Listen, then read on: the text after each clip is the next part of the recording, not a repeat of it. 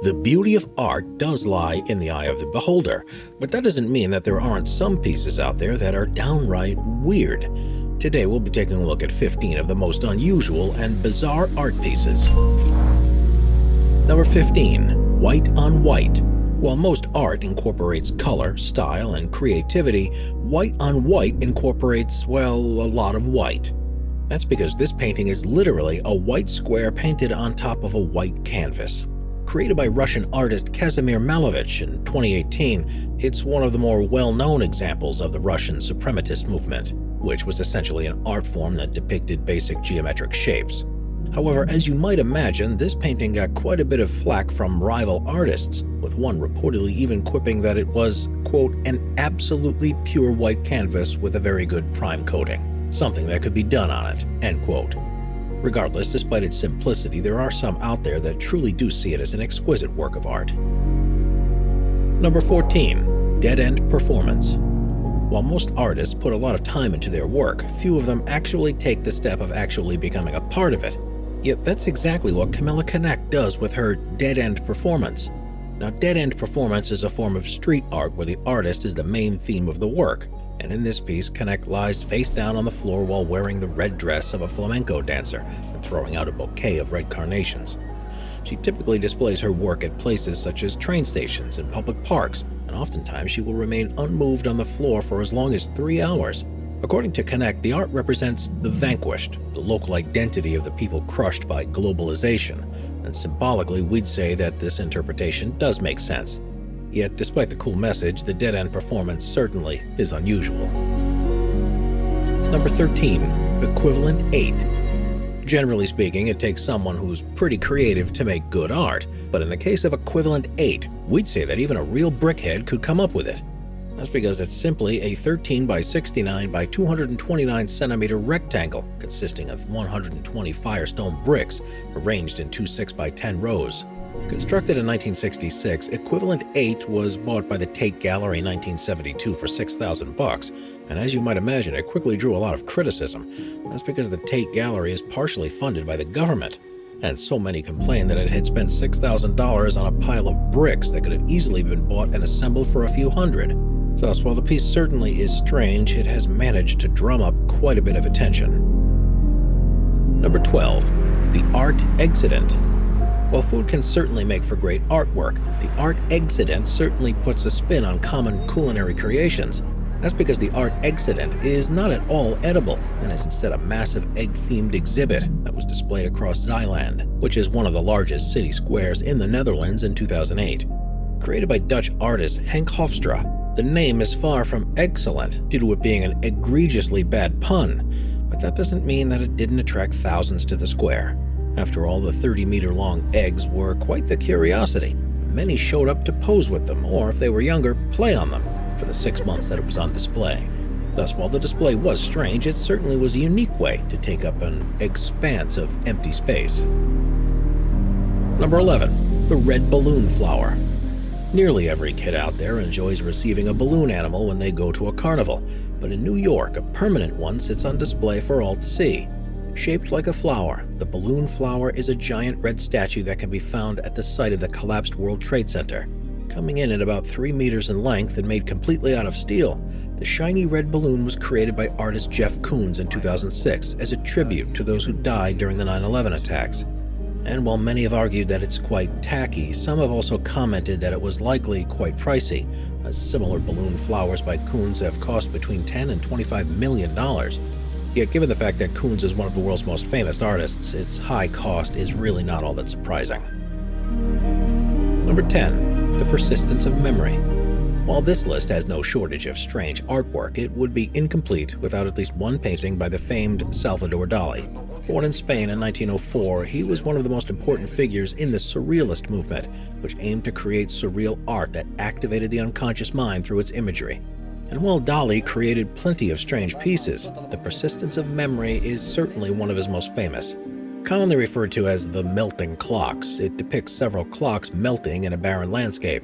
Over the years, several critics have made detailed analyses of the piece, with many believing that the melting represents the softness of time, and how what we perceive as a fixed cosmic order is actually not as structured as we may think.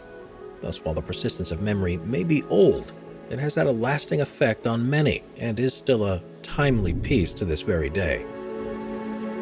Number 9. Traveling light.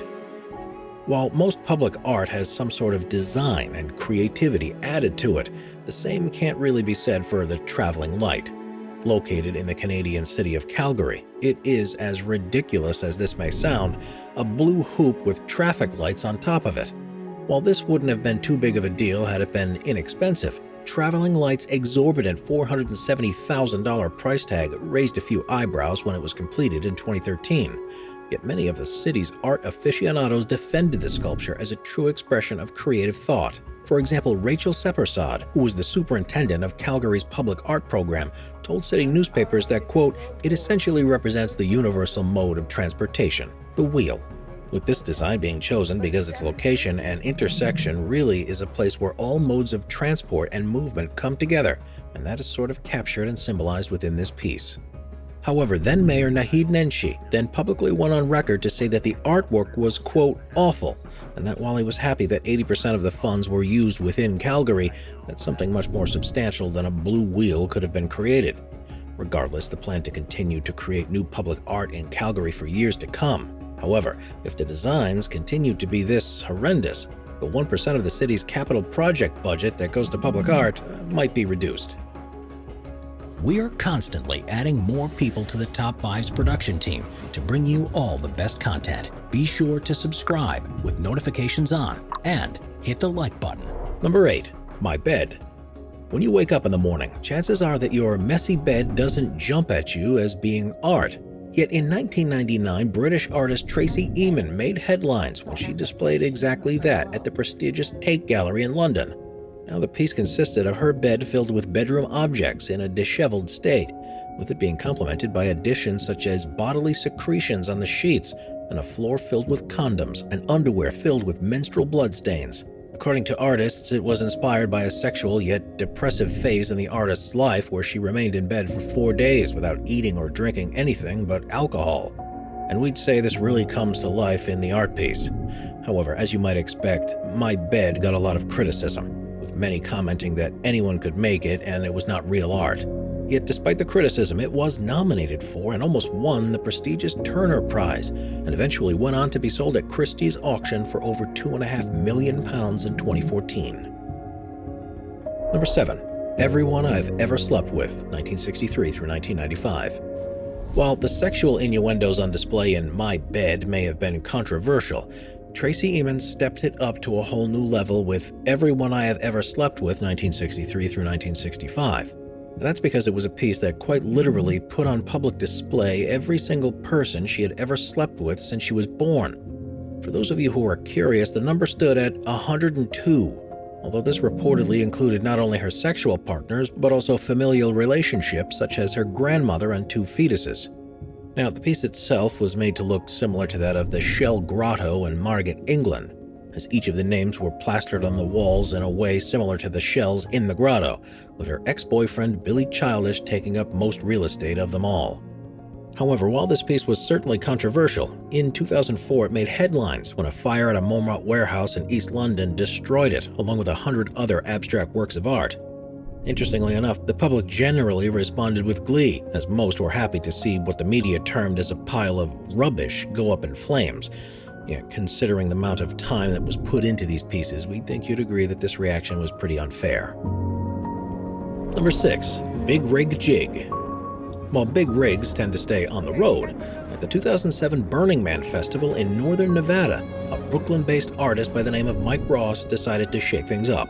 That's because he used 2 repurposed 18-wheeler tanker trucks to create a sculpture that towered high into the sky.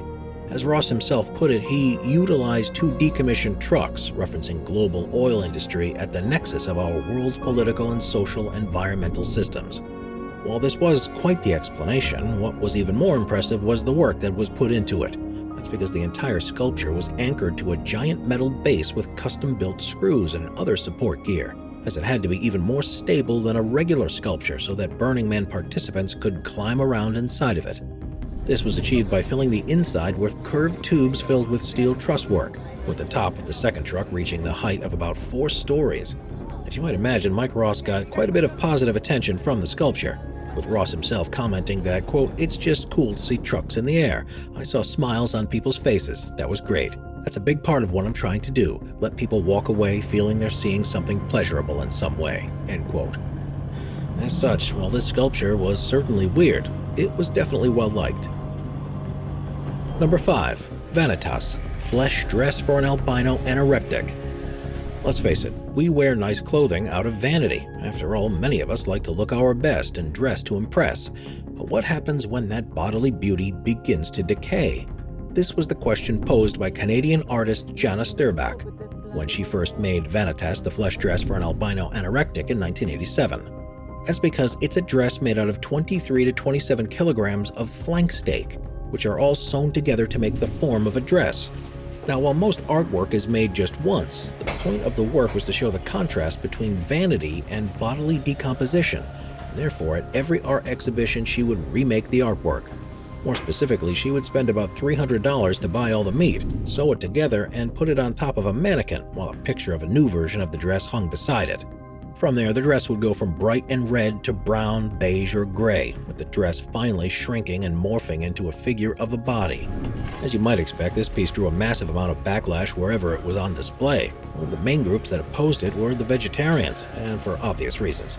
But due to its bad timing, it also drew heavy criticism from both Canadian politicians and food banks.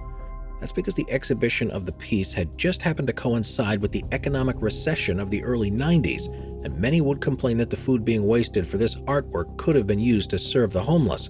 Yet while the piece certainly was controversial, it has continued to be exhibited, with the most recent showing being just 10 years ago in 2011.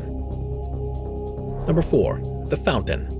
While all of the entries on this list are pretty weird, none stirred up quite as much controversy as The Fountain. Created by artist Marcel Duchamp in 1917, it was the first piece by a major artist to truly challenge our classical conception of art. After all, it was just a white urinal turned upside down that had the signature R. Mutt written across its front, and it gained notoriety after it was accepted by an exhibition by the Society of Independent Artists. Now, to be fair, the Society didn't exactly like it. After all, it was only accepted because Duchamp paid for the fee necessary, and even then it was never displayed on the showroom floor. Nonetheless, soon afterwards it was photographed and published in an art journal known as The Blind Man, and in the decades after, a total of 16 replicas were made with his approval. The piece then led to a lot of commentary by major intellectual figures, with the philosopher Stephen Hicks making the insightful remark that, quote, "The artist is not a great creator. Duchamp went shopping at a plumbing store.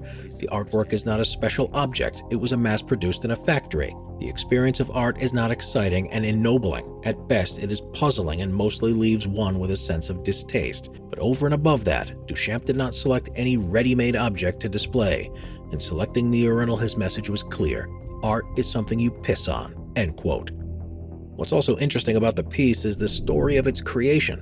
You see, the urinal was supposedly purchased from J.L. Mott Iron Works in New York, and after bringing it home, Duchamp changed the name Mott to Mutt, in a nod to the daily cartoon strip Mutt and Jeff, and gave it a first name of R, as short for Richard, which at the time was a French slang name for someone with a lot of money.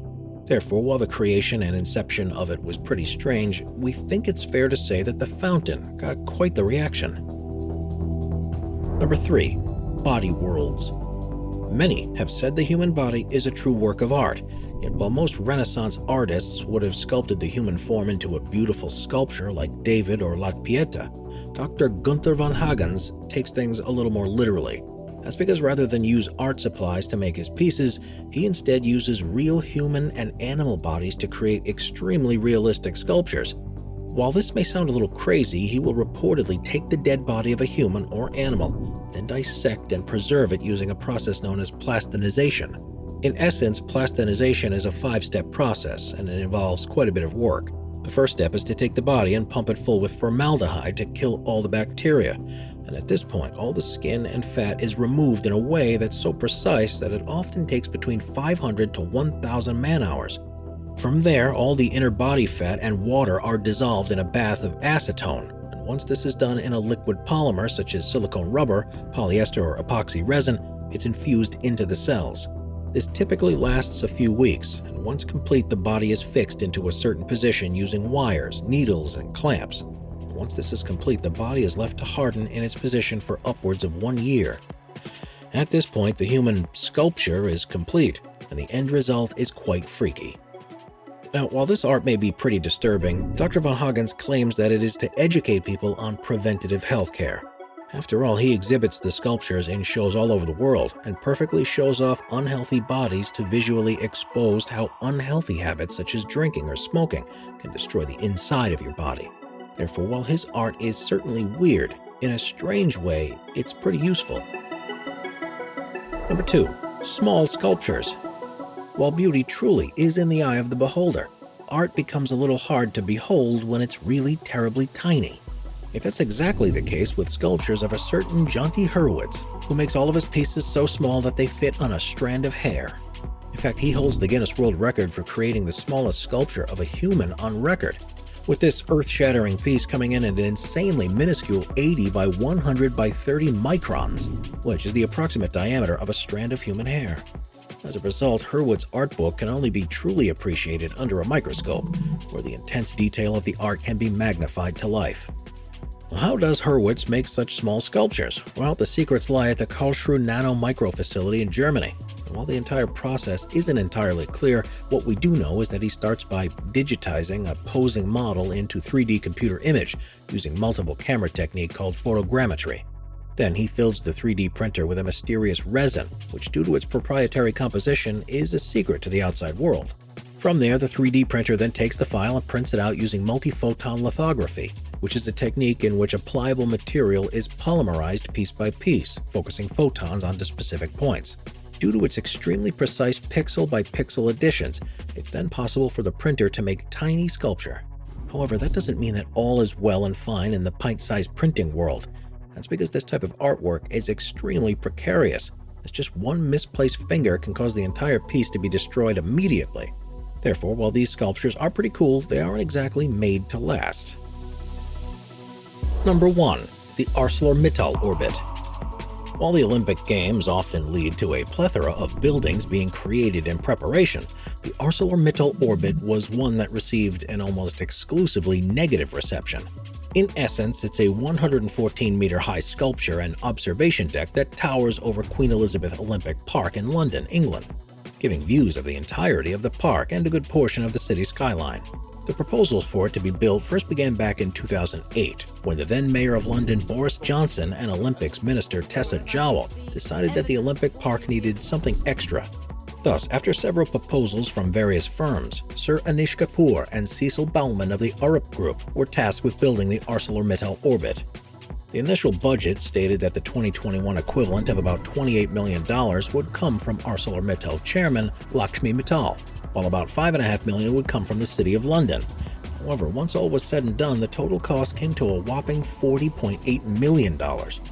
Why was that? Well, once construction started, it became clear that creating a spiraling tower with massive red swirls around it would take up a lot of material. Thus, after further consideration, it was determined that steel was the only cost-effective material that could give the minimum thickness and maximum strength represented in the coiling structure, with 60% of it being recycled steel product by the Eschbevel steel plant in Luxembourg. Thus, when the end result came about, it was a little different than expected, and it was subsequently bashed by the press, with the Times calling it the Godzilla of public art, while others simply said it was overly expensive and rather ugly. When you further consider that the observation deck costs more money to run than it makes in ticket sales, it's not hard to see why the ArcelorMittal Orbit is so widely disliked. Watch our binge-watching playlist if you'd like to watch all of our most popular top 15 videos. Grab a drink, grab a snack, and get ready to binge.